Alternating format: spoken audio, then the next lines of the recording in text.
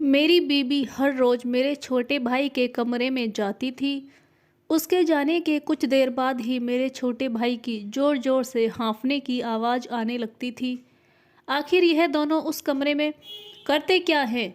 इसी बात का पता लगाने के लिए मैं एक दिन अपने छोटे भाई के कमरे में छुप गया।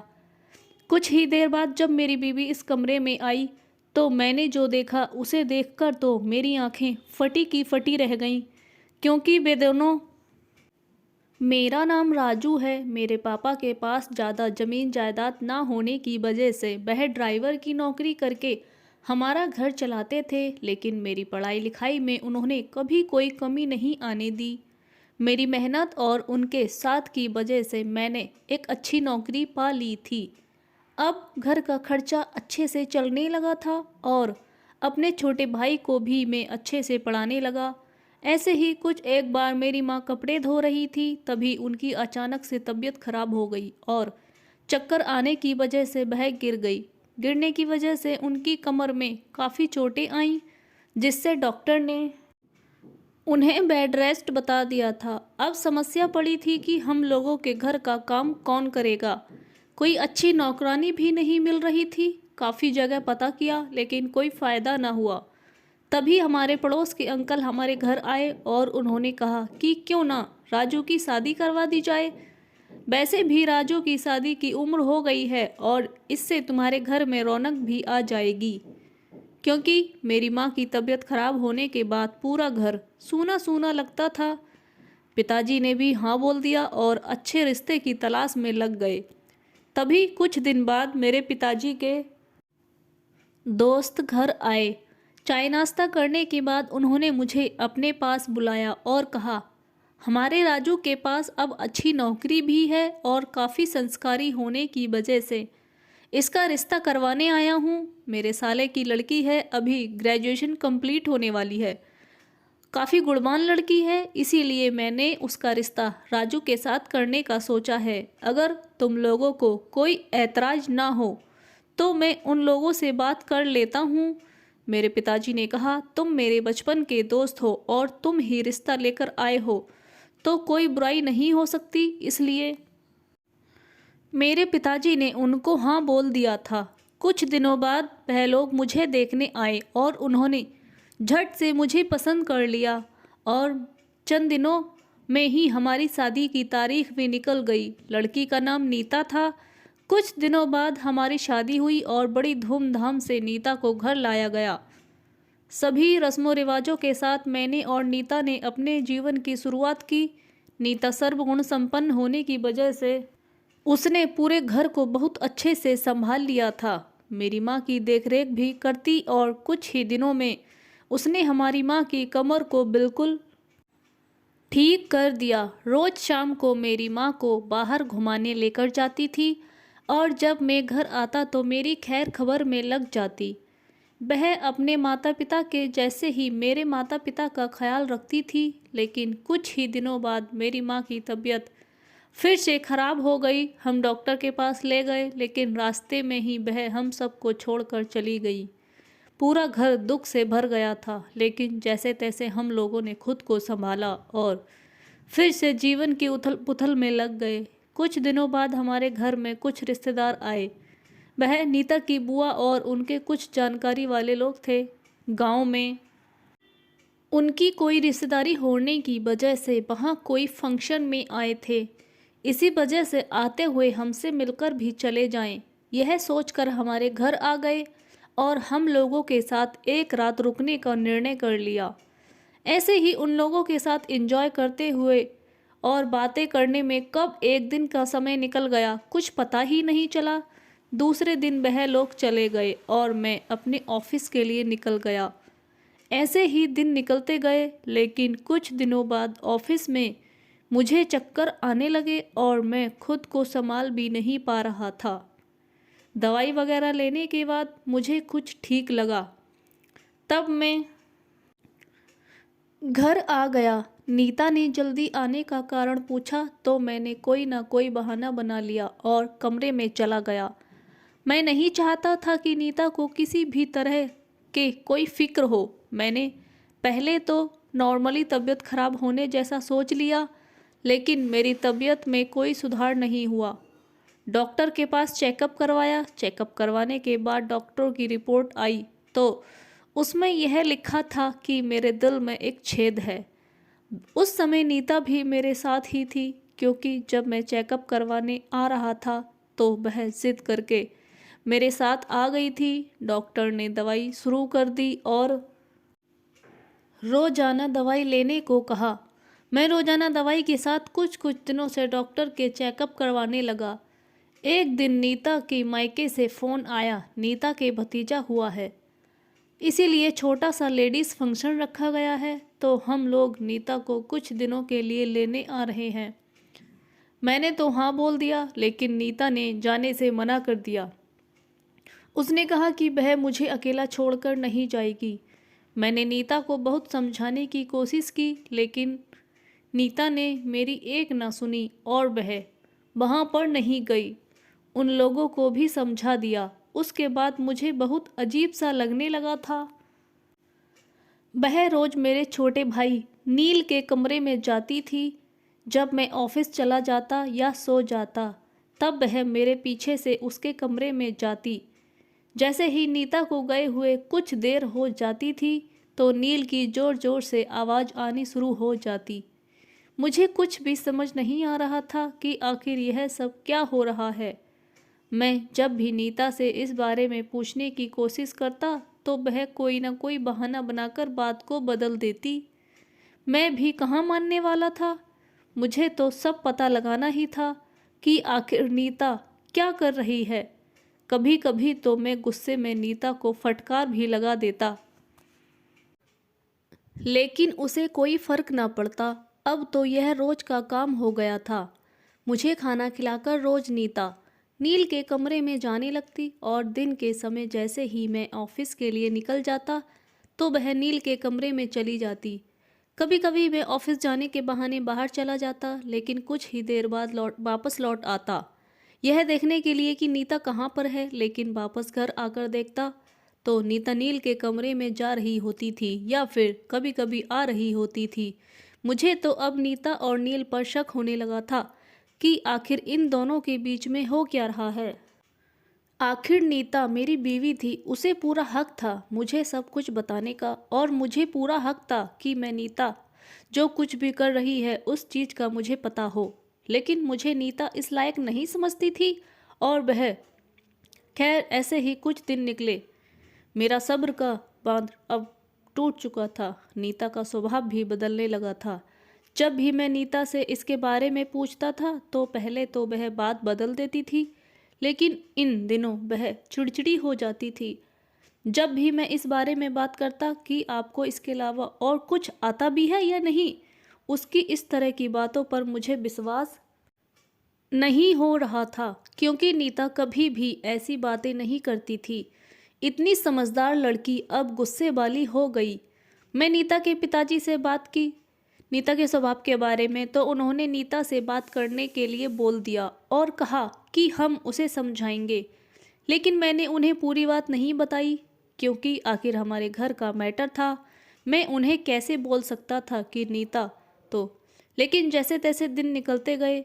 एक दिन मैंने नील को अपने साथ लिया और हमारे घर से कुछ दूरी पर बने गार्डन में ले गया। नील बार बार मुझसे पूछ रहा था कि क्या हुआ भैया, आप ऐसे मुझे कहाँ पर लेकर जा रहे हैं। तभी मैंने गुस्से भरी निगाहों से नील की तरफ देखते हुए कहा कि आखिर चल क्या रहा है तुम्हारा और नीता के साथ। तभी नील ने कहा, यह क्या बोल रहे हैं आप, वह मेरी भाभी है और भाभी माँ समान होती है। मुझे उसकी यह मीठी मीठी बातों पर जरा भी विश्वास नहीं हो रहा था, क्योंकि मुझे पता था कुछ तो है इन दोनों के बीच में। मैंने नील की तरफ घूरते हुए कहा कि देखो नील, चुपचाप साफ साफ बता दो कि नीता और तुम्हारे कमरे में क्या करने आती है। नील ने कहा कि नहीं भैया, भाभी तो मेरे कमरे में आती ही नहीं है। उसने सरेसर झूठ बोल दिया। अब तो मेरा गुस्सा 7वें आसमान पर पहुंच चुका था और मैंने खींच के एक तमाचा नील के गाल पर जड़ दिया। अपने जवान भाई पर इस तरह हाथ उठाना मुझे बिल्कुल भी अच्छा नहीं लग रहा था। लेकिन आखिर मैं करता भी तो क्या? नील झूठ पर झूठ बोले जा रहा था और जो मेरे बर्दाश्त के बिल्कुल बाहर था। मैं क्या करता? मैं उसे घर ले आया और मैं यही सोच रहा था कि नीता मुझे क्यों दूर कर रही है। मैं उसे वहीं पर छोड़कर चला गया, लेकिन फिर मेरे कदम वहीं रुक गए कि मैं उन्हें दुखी करना ठीक नहीं है। अब मैं ज़्यादा समय घर से बाहर बिताने लगा, क्योंकि जब भी घर में उन दोनों को देखता तो मेरा खून खौल उठता। एक दिन मैंने अपने दोस्त अजय को इस बारे में बताया। अजय हमेशा से मेरी हर दिक्कत में मेरी मदद करता आया था। अजय ने कहा कि बात तो गंभीर है, लेकिन नील तो इतना सीधा है और धार्मिक ख्याल का भी है, फिर वह ऐसे कैसे कर सकता है? मैंने अजय से कहा कि ज़रूर उन दोनों के बीच कुछ संबंध है, जिसकी वजह से नीता मुझसे रूठी रूठी रहती है और नील के पास ज़्यादा रहती है। अजय ने कहा कि क्यों ना तुम उन दोनों पर नज़र रखो, फिर अपने आप सच सामने आ जाएगा। मैंने कहा कि ठीक है, कुछ ऐसा ही करूँगा। एक दिन मैंने सोचा कि क्यों ना उनके कमरे में छुपा कर देखूं कि आखिर इन दोनों के बीच हो क्या रहा है। इसी प्लान को बनाते हुए मैं नील के कमरे में गया और वहीं बने कोने में छुप गया। कुछ देर बाद नीता कमरे में आई और उसके हाथ में आज एक तेल की कटोरी और कुछ मेडिसिन थी। मैं देखकर चकरा गया कि इन दवाइयाँ और तेल का नीता आखिर क्या करेगी। कुछ देर बाद देखा तो नील अपने कपड़े उतार रहा था। उसने अपनी शर्ट उतारी और मैंने देखा कि उसके पूरे शरीर पर घाव थे। नीता ने उसे तेल में कुछ हल्दी और कुछ पाउडर मिलाया, दवाइयाँ साथ उसका एक लेपन बनाया और नील के घाव पर लगाने लगी। साथ ही उसके पैरों की मालिश करने लगी। मुझे कुछ समझ नहीं आ रहा था कि आखिर यह सब क्या हो रहा है। मुझसे रहा नहीं गया और मैं कोने से बाहर निकल आया और नीता का हाथ पकड़कर बोला कि यह सब क्या हो रहा है। कभी नीता मुझे देखकर एकदम से घबरा गई और नील भी अपने बेड से उठ खड़ा हुआ, लेकिन उसने नीता का हाथ मुझसे छुड़वाया और कहने लगा कि भैया, इसमें नीता भाभी का कोई दोष नहीं है, यह तो बेचारी भलाई का काम कर रही थी। मुझे कुछ समझ नहीं आया कि नील क्या कह रहा है। तभी नील ने कहा कि कुछ दिन पहले मुझे खून की उल्टियाँ होने लगी थीं। तभी भाभी मुझे डॉक्टर के पास लेकर गईं, क्योंकि उस वक्त आप ऑफिस में गए हुए थे। डॉक्टर ने कहा, कुछ चेकअप किया और रिपोर्ट्स निकाली तो उसमें मुझे ब्लड कैंसर आया। डॉक्टर ने कहा यह बहुत गंभीर बीमारी है, इसलिए तुम्हें इलाज करवाना होगा। लेकिन भाभी ने मुझसे कहा कि नील, हम इस बारे में राजू से कोई बात नहीं करेंगे, क्योंकि राजू के दिल में छेद है। डॉक्टर ने साफ मना किया है कि राजू को किसी भी तरह का स्ट्रेस ना दिया जाए। इसी वजह से मैंने और भाभी ने आपसे यह बात छुपाई कि मुझे ब्लड कैंसर है और इस बीमारी के चलते मेरे पूरे शरीर में दर्द रहता है और घाव हो गया। इसी तरह भाभी रोज़ रात को दिन में आपके चले जाने के बाद मेरे शरीर पर मालिश करती, ताकि मेरे दर्द को कुछ आराम मिले, और मेरे घाव पर मलहम लगाती थी ताकि यह घाव जल्दी भर जाए। और यह नहीं चाहती थी कि आपको इस बारे में पता चले, क्योंकि इस बारे में अगर आपको पता चल जाता तो आप और परेशान हो जाते। आपको बिल्कुल भी परेशानी नहीं देनी थी। इस वजह से भाभी ने आपके बिना कहे चुपके से मेरा इलाज शुरू करवा दिया। तभी नीता ने कहा, यह भी तो मेरे बेटे जैसा है, अगर मैं खुद के बेटे के साथ ऐसा होता तो मैं यह सब करती ही ना। नील भी मेरे बेटे समान है, इसलिए मैंने उसका इलाज करना शुरू किया। बस इसीलिए मैं चुपके से आई थी। और रही बात मेरे गुस्से की, तो मैं बिल्कुल आप पर गुस्सा दिल से नहीं बल्कि जानबूझकर किया करती थी कि मेरे गुस्से की वजह से तुम मुझे बार बार यह सवाल न करो, क्योंकि मुझे बिल्कुल अच्छा नहीं लगता था तुम्हें बार बार झूठ बोलना। इसलिए मैंने गुस्सा करना शुरू कर दिया। अब मेरा सारा वहम निकल चुका था। मैंने नीता का हाथ पकड़ा और उससे माफ़ी मांगना शुरू कर दिया। मैंने कहा, मैं एक अच्छा भाई नहीं बन पाया। एक अच्छे भाई का फ़र्ज होता है कि वह अपने भाई की हर बीमारी में उसकी सहायता करे, उसकी सेवा करे, लेकिन मैं तो तुम लोगों पर गंदा शक किया। मुझे माफ़ कर दो। लेकिन नील ने मुझे कहा, भैया, इसमें आपकी कोई गलती नहीं है। कोई भी ऐसे चोरी चुपके ऐसे कार्य करे तो हर कोई गुस्सा हो जाता है। और फिर आपकी क्या गलती, आप तो खुद ही पहले से बीमार हो। नीता ने भी मेरा हाथ थाम लिया और कहा, इसमें आपकी कोई गलती नहीं है, लेकिन आप अभी इसी वजह से कोई भी चिंता नहीं करेंगे जिससे आपकी तबीयत खराब हो। मुझे मन ही मन बहुत खुशी हो रही थी कि मैंने पता नहीं ऐसे क्या पुण्य किए थे जो मुझे इतनी अच्छी बीवी मिली जिसको मेरी और मेरे भाई की इतनी फिक्र है। भला आज के ज़माने में कौन इतनी अच्छी होती है जिसको अपने से ज़्यादा दूसरों की परवाह हो। लेकिन वह थी मेरी नीता सबसे बेहतर थी और सबसे अच्छी। मैं भगवान को धन्यवाद कर रहा था इतनी अच्छी बीवी देने के लिए। अब मेरे मन में खुशी के साथ साथ थोड़ी शर्मिंदगी भी थी कि मैंने अपनी देवी जैसी बीवी पर इतना शक किया और अपने भाई पर ऐसा गंदा इल्ज़ाम लगाया कि वह मेरी बीवी के साथ कुछ करता है। मैंने बार बार खुद को कोस रहा था कि मैं अपनी बीवी बीमार भाई पर हाथ उठा दिया और वह भी उसने हमें जब उसे इतनी बड़ी बीमारी थी। मैंने एक बार भी नहीं सोचा कि जब तक पूरी सच्चाई ना जान लो तब तक ऐसे इल्ज़ाम लगाना ठीक नहीं है।